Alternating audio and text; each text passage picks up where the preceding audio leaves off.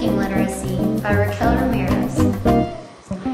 For some people, literacy means reading and writing, but I'm literate in more things than just reading and writing. For example, I'm literate in cooking.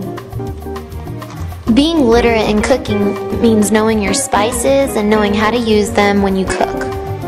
When I moved up to Boone to go to college, I decided that I would learn how to cook so I didn't have to spend so much money going out and eating. So my grandmother taught me how to cook everything I know.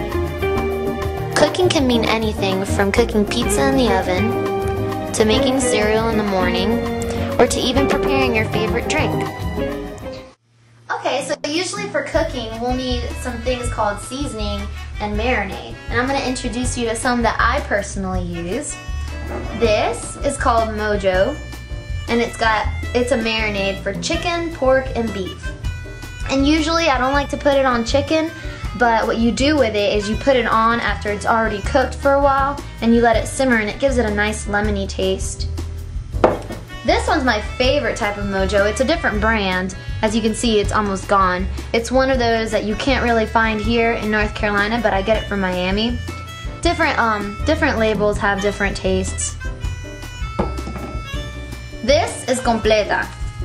This is Miami style seasoning. There's not a lot of it left, but you can usually get it at Food Lion. You put it on your meats before you cook it, and it gives it a nice taste, and it's an alternative to salt. There are many different styles of cooking, but the particular type of cooking that I know about is cooking Spanish foods.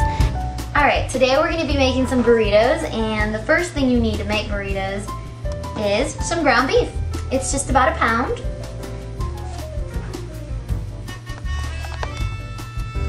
First things first is we put it on about 5. That's medium. Okay? Alright, we're going to put some seasoning in our food to make it taste good. This is Badia Complete Seasoning. You can't really find this stuff up here. I get it from Miami. But what you do is you take a dab of this and you put it on your meats. And then usually what you'll do is you'll stir it. Okay, right now I'm just breaking up the big pieces because when you're making your burrito you don't want really big pieces of meat on there. You want it all to be about the same size.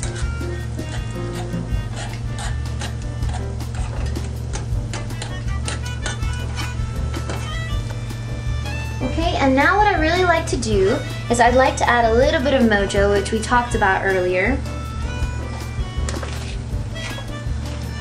It gives it a lemony flavor to it. Just very little, not too much. Just about that much. And you stir it in.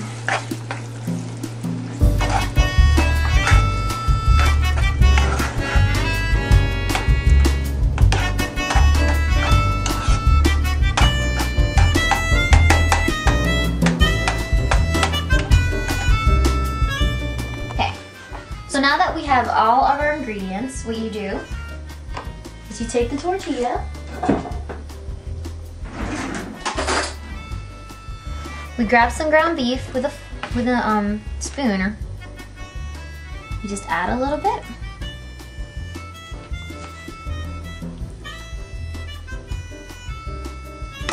Grab some cheese, sprinkle all over it. You can use any type of shredded cheese you want. This just happens to be my favorite. And then you take the burrito, you close it. Now we move on to the best part of cooking, eating.